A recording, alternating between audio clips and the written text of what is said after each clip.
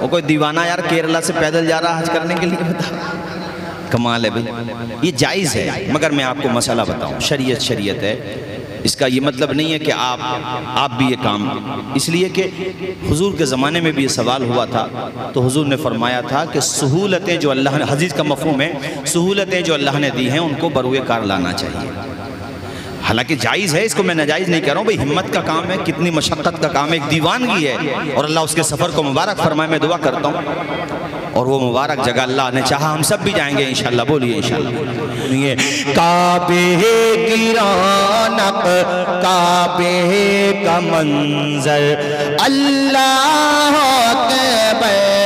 اللہ اکبر، دیکھوں تو دیکھیں، پڑھیں میرے ساتھ آپ بھی، دیکھوں تو دیکھیں جاؤں برابر،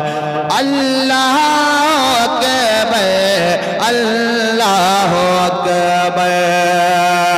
حمد خدا سے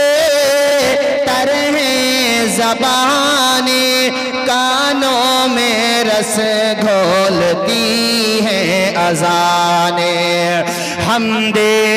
خدا سے تر ہے زبانیں، کانوں میں رس گھولتی ہیں اذانیں، بس ایک صدا آ رہی ہے برابر، اللہ اکبر، پڑھیں اللہ اکبر۔ جب آدمی خانہ کعبہ کو دیکھتا وہاں روتا ہے، یاد آ گئی جب اپنی خطائیں، اشکوں میں ڈھلنے لگی التجائیں، رویا غلاف کعبہ پکڑ کر، اللہ اکبر اللہ اکبر، دیکھا صفا بھی مروہ بھی دیکھا، رب کے کرم کا جلوہ بھی دیکھا، دیکھا رواں ایک سروں کا سمندر، اللہ اکبر اللہ اکبر اللہ اکبر اللہ اکبر،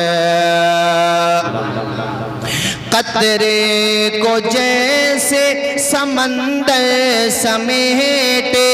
مجھ کو مطاف اپنے اندر سمیٹے، جیسے سمیٹے آغوش مادر، اللہ اکبر اللہ اکبر، کعبے کی رونق، کعبے کا منظر، اللہ اکبر۔ وہ مبارک جگہ سبحان اللہ کیسی پیاری جگہ ہے کہ بندہ زندگی بھر منہ کر کے نماز پڑھتا ہے۔ میں اپنی ماں بہن بیٹیوں کے لیے بھی دعا کرتا ہوں مولا سب کو وہ پاک جگہ دکھائے۔ اللہ کی قسم یقین ماننا پہلی نظر کعبے میں پڑتی ہے نا تو بندے کے جسم میں جھرجھری طاری ہو جاتی ہے۔ ابھی آپ کے امام صاحب حضرت مولانا رفاعت صاحب عمرہ کر کے آئے ماشاءاللہ، پوچھ لیجئے ان سے، بندے پہ کپ کپی طاری ہو جاتی ہے، ایسی ہیبت ہوتی ہے کعبے کی کہ اسے دیکھ لے تو آدمی سوچتا ہے کہ یا اللہ یہ وہی کعبہ تو ہے جو دنیا میں سب سے پہلی بنائی جانے والی عمارت ہے، جس کو ابراہیم خلیل اللہ نے بنایا، جس کا طواف محمد الرسول اللہ نے کیا، یہ وہ مبارک جگہ سبحان اللہ۔ وہیں پہ مقام ابراہیم بھی ہے اور خانہ کعبہ سے لگا ہوا حجر اسود بھی ہے، یہ وہ پتھر ہے جو جنت سے آیا تھا، اب تو یہ اسود ہو گیا، تب ابیض تھا، اسود کہتے ہیں کالے کو، اس وقت جب جنت سے آیا تھا تو یہ پتھر کالا نہیں تھا بلکہ یہ ابیض تھا، دودھ سے زیادہ سفید تھا، جنت سے لے کر کے آئے تھے ہمارے آپ کے بابا، سب کے دادا اور بابا، سب کے جد اعلیٰ حضرت آدم علیہ السلام، جنتی نشانی ہے اور ایسی تاثیر خدا نے اسے دی ہے کہ کوئی گناہگار اس کے قریب جاتا ہے تو گناہوں کو کھینچ لیتا ہے، گناہوں کو کھینچتے کھینچتے خود سیاہ ہو گیا ہے، مگر آج بھی یہ تاثیر باقی ہے۔ کیسا مبارک پتھر، اور خانہ کعبہ سے آپ طواف کر کے نکلیں گے تو وہیں پہ صفا مروہ ہے، یہ کیسی پہاڑی ہے سبحان اللہ کہ حضرت حاجرہ جہاں پہ کعبہ ہے نا اسی کے پاس اسماعیل ذبیح اللہ کو لٹا کر کے، یہ وہ دور تھا جب یہاں عمارت کی بات کر رہے ہیں، کوئی انسان تو انسان پرندہ بھی نہیں آتا تھا، چونکہ یہاں کوئی پانی کا چشمہ نہیں تھا، کچھ بھی نہیں تھا، پانی کا مشکیزہ جو چھوڑ کے ابراہیم گئے تھے وہ بھی ختم ہو گیا تھا، کچھ نہیں بچا، چاروں طرف دوڑ رہی تھی ہاجرہ، صفا مروہ پہاڑی پہ 7 چکر لگائے، وہ جتنی جگہ میں آہستہ آہستہ چلتی تھی وہاں آج بھی حکم ہے کہ آہستہ آہستہ چلو، اور جہاں جہاں تیز چلتی تھی وہاں حاجی کو حکم ہے کہ تیز چلو، چونکہ تمہیں ان کی ادائیں یاد رکھنا ہے، ان کی یادگار تازہ کرنا، وہ مبارک جگہ سبحان۔ تو اسی مبارک مہینے میں آپ نے سفر کیا، اسی حوالے سے میں شعر سناتا ہوں اور اس کے بعد تھوڑا سا تذکرہ امام علی مقام کا۔ بولیے یا حسین قدم مدینے سے کیسا اٹھا رہے ہیں حسین، قدم مدینے سے کیسا اٹھا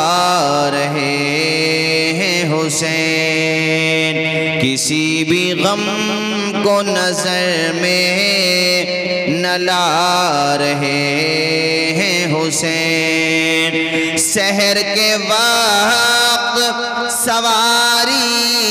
سجا رہے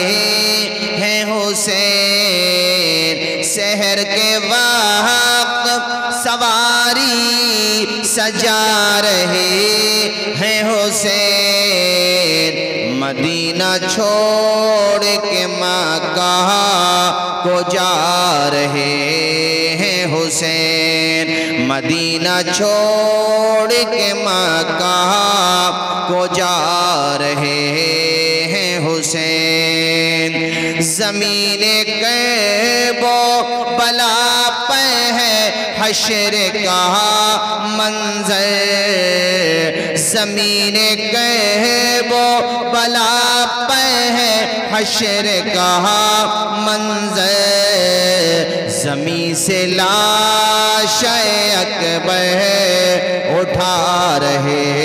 ہیں حسین۔ میں چاہتا ہوں آپ لوگ حسین بولتے رہیں، جب امام علی مقام کا نام آیا کرے تو آپ لوگ بھی بول دیا کریں، زمین سے لاش اکبر اٹھا رہے ہیں حسین، جوان بیٹوں کا جنازہ اٹھانا آسان نہیں ہوتا میرے بھائیو، ذرا سوچو تصور کرو کہ جب اپنے یہاں ابھی چند دنوں پہلے جوان موت ہوئی، پورا گاؤں لوٹ پوٹ ہو گیا، پورا گاؤں، اور وہاں شہادت کے بعد امام علی مقام اپنا جوان بیٹا اٹھا رہے ہیں، ذرا تصور کیجئے، زمین کرب و بلا پہ ہے حشر کا منظر، زمین کرب و بلا پہ ہے حشر کا منظر، زمین سے لاش اکبر اٹھا رہے ہیں حسین، زمین سے لاش اکبر اٹھا رہے ہیں حسین، مصیبت سے بھلا پڑھ کے اور کیا ہوگی، مصیبت سے بھلا پڑھ کے اور کیا ہوگی، جنازہ ہاتھوں پہ اصغر کا لا رہے ہیں حسین، جنازہ ہاتھوں پہ اصغر کا لا رہے ہیں حسین۔ اور کربلا کا ایک پیغام ہے جو ہم سب کے لیے ہے، رہتی دنیا میں جب تک مسلمان رہیں گے سب کے لیے پیغام ہے کہ نماز چھوڑی نہیں جاتی زیر خنجر بھی، نماز چھوڑی نہیں جاتی زیر خنجر بھی، کٹا کے سے کو سبق یہ سکھا رہے ہیں حسین، کٹا کے سے کو سبق یہ سکھا رہے ہیں حسین۔ آج تو قاری صاحب مسجدوں میں ماشاءاللہ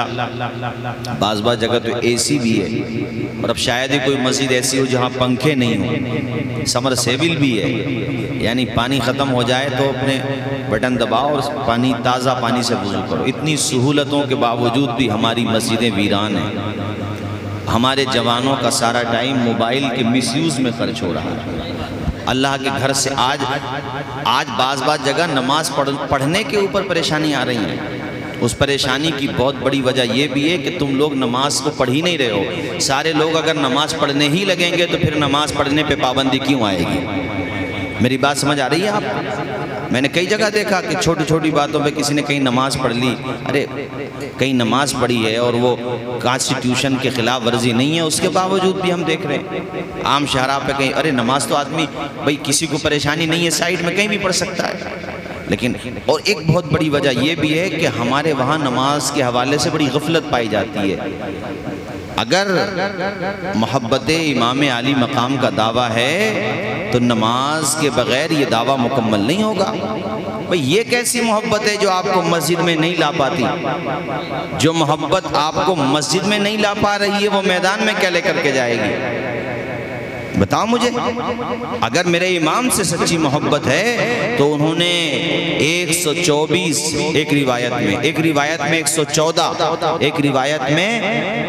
72 زخم کھانے کے باوجود بھی امام نے سجدہ نہیں چھوڑا، اور دنیا کو بتایا کہ نہ مسجد میں نہ بیت اللہ کی دیواروں کے سائے میں نماز عشق ادا کی جاتی ہے تلواروں کے سائے میں۔ آج تو اے سی کے سائے میں نماز نہیں پڑھی جا رہی، لینٹر کے سائے میں نماز نہیں پڑھی جا رہی۔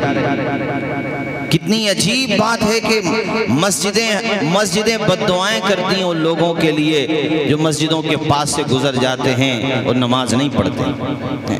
پورے ہفتے کی نماز غائب ہے بعض جوان کی۔ دیکھو نماز پڑھو بھی اور اپنی نمازوں کا تلفظ بھی صحیح کرو، اور جو جنہیں امامت کا شوق سوار ہے ان کو بھی پہلے سب سے زیادہ ضروری یہ ہے کہ وہ نمازوں کا تلفظ صحیح کریں۔ جس کی خود کی نماز کا تلفظ صحیح نہیں ہوگا، اپنی نماز نہیں ہوگی، دوسروں کی کیا ہوگی؟ اس لیے یہ میرا پیغام سب کے لیے ہے، اماموں کے لیے بھی اور مقتدیوں کے لیے بھی۔ آپ علماء سے پوچھ لیجئے، جب تک آپ نماز کو صحیح تلفظ کے ساتھ ادا نہیں کریں گے نماز ادا نہیں ہو سکتی، چونکہ وہ شرائط میں سے ہے۔ نماز کے لیے آپ اپنے اندر جذبہ پیدا کرو، خود اپنا تلفظ بھی صحیح کرو، اپنے بچوں کا تلفظ بھی صحیح کراؤ میرے ساتھیوں۔ نماز کا شوق اور نماز کا ذوق اپنے دل میں پیدا کرو، نماز مت چھوڑو، یہ دل میں گاٹھ باندھ کر کے جاؤ کہ کسی بھی حال میں ہم نماز کو قضا نہیں کریں۔ بھئی ٹوبیلوں پہ رہتے ہو آپ، کھیتوں پہ کام کرتے ہو، کوئی بات نہیں، کہیں پر بھی رہو، اب ہر جگہ پانی کا بندوبست ہے، وہیں پر نماز پڑھو۔ امام نے پیغام دیا کہ نماز چھوڑی نہیں جاتی زیر خنجر بھی، نماز چھوڑی نہیں جاتی زیر خنجر بھی، کٹا کے سے کو سبق یہ سکھا رہے ہیں حسین، کٹا کے سے کو سبق یہ سکھا رہے ہیں حسین۔ صدا یہ آئے گی محشر میں وقت مشکل میں،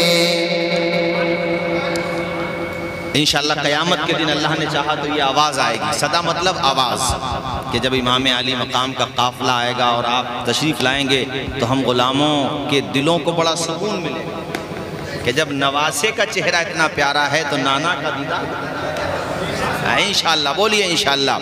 صدا یہ آئے گی محشر میں وقت مشکل میں، لو بخش وہاں وہ حافظ کو آ رہے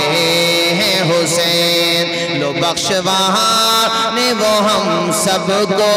آ رہے ہیں حسین۔